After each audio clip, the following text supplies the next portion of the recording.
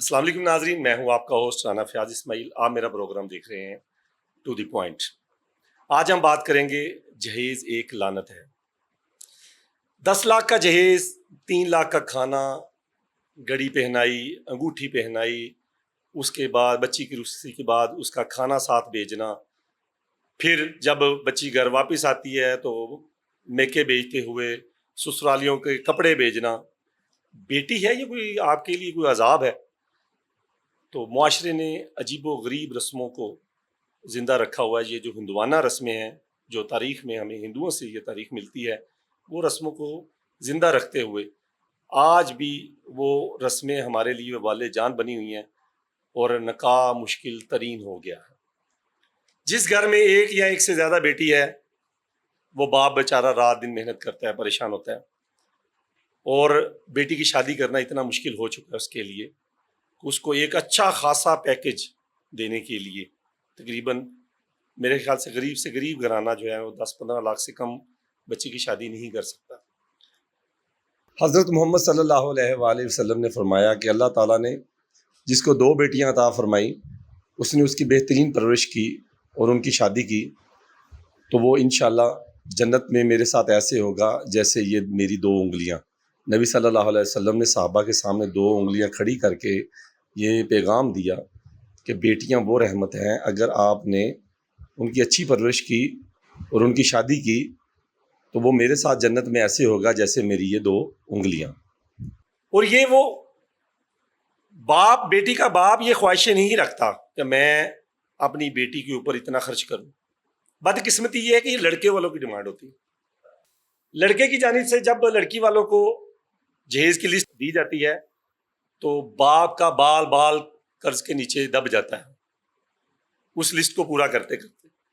پنکھا دینا ہے، بیڈ دینا ہے، گھر کا سامان دینا ہے، اوون چاہیے، فریج چاہیے، واشنگ مشین چاہیے، اکثر لڑکوں کی طرف سے ڈیمانڈ سامنے آتی ہے، اور وہ لسٹ کو پورے کرتے کرتے باپ کے بال سفید ہو جاتے ہیں۔ اچھا کھانا دینا اس کی خواہش ہوتی ہے، کہیں میری بیٹی کو کوئی بات نہ کرے۔ وہ اچھا کھانا دیتے دیتے اس کے میرے خیال سے زندگی کے کافی سال گزر جاتے ہیں پیسے جمع کرتے کرتے کہ میں اپنی بیٹی کو اچھا کھانا دے سکوں۔ اور بے حسی کی بات یہ ہے کہ وہ باراتی جب کھانا، بلکہ جب بارات جاتی ہے تو اس طرح جاتی ہے کہ جیسے ہم کوئی پلاٹ کا قبضہ لینے نہیں جا رہے ہوتے۔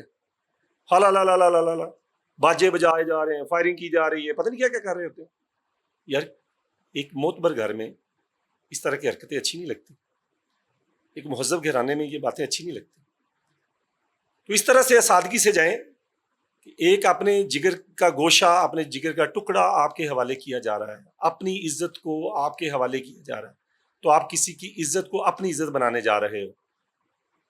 ٹھیک ہے، ادب سے، احترام سے جائیں اور اس کی عزت کی حفاظت کی گارنٹی دیں۔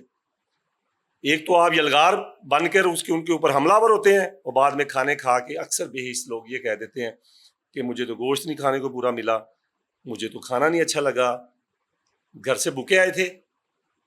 یہ لوگ باتیں کر کے اپنے خاندان کی تربیت بتاتے ہیں۔ بھوکے ننگے لوگ براتیوں کے ساتھ چلے جاتے ہیں اور جا کے طرح طرح کی باتیں کرتے ہیں۔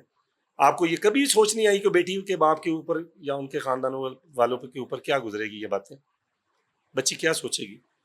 تو خدا را ان باتوں سے گریز کریں، کسی کی بیٹی کو اپنی بیٹی سمجھے۔ بیٹی کی والدہ ایک خاموش سی مسکراہٹ کے ساتھ جو اندر سے بیچاری بہت زیادہ پریشان ہوتی ہے کہ کہیں ہمارے سے کوئی ایسی غلطی نہ ہو جائے جس سے میری بیٹی کو کل باتیں سنی جائے۔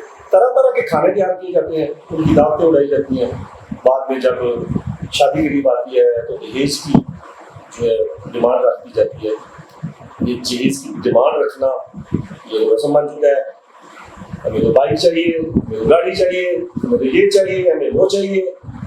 ٹھیک ہے، وہ باپ اور والدہ جو ہے اس کی بچی کے اس کے دل پہ کیا گزر رہی ہوتی ہے یہ خود جانتے ہیں، وہ جانتے ہیں، یہ ان کا خدا جانتے ہیں۔ خدا را آج کا میسج میرا یہ ہے کہ دعانہ رسم کو ختم کریں، نبی صلی اللہ علیہ وآلہ وسلم کی سنت کے مطابق جو گھر کی ضروری اشیاء ہیں وہ ضرور دیں، ادروائز نکاح کو مشکل نہ کریں۔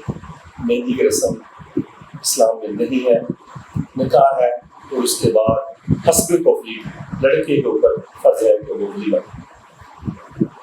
تو آج کا میسج نکاح کو آسان کریں، بے روی کا شکار ہونے والی جو نوجوان نسل ہے وہ نکاح مشکل ہونے کی وجہ سے ہے، لڑکیاں اور لڑکے جو غلط کام کر رہے ہیں، غلط تعلیم میں ملوث ہو رہے ہیں، وہ اس وجہ سے اسلام میں پاکستان میں نکاح مشکل ترین کر دیا گیا ہے۔